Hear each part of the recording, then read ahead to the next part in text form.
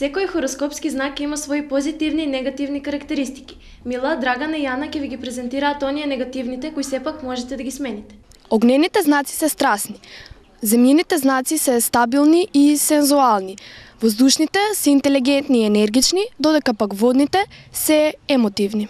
Меѓу сите карактеристики на знаците се наоѓаат и оние добрите, но и оние помалку пожелните, односно несовршеностите на секој хороскопски знак. Можеби некои од овие карактеристики ќе ви користат во секојдневниот живот, но сепак тие може да предизвикат проблеми во вашите љубовни врски. Прочитате кои се вашите, а кој е на вашиот партнер и променете ги во име на похармоничен љубовен живот. Овенот треба да научи дека не секоја мисла што ќе му прелета низ глава треба да биде изговорена.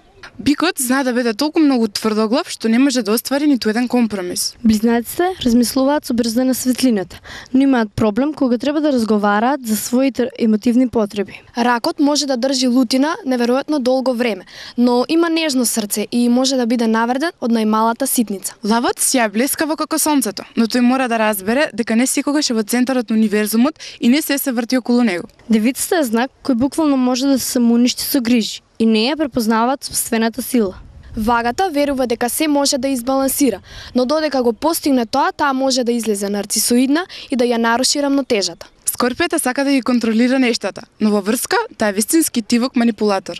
Стрелецот треба да свати дека неговите вечни немирна трпеливост се лични проблеми, а не проблеми во врската. Јарецот може да верува дека е секогаш во право, но треба да се согласи дека неговиот партнер не секогаш го поддржува него. Независноста на водолијата понекогаш е тешко да се разбере, па затоа доколку сте водолија, објаснете му ја на партнерот. Рибите често ги заденчуваат сожалувањето, вниманието и грижата за партнерот и се дефинираат според теретот што го носи со себе.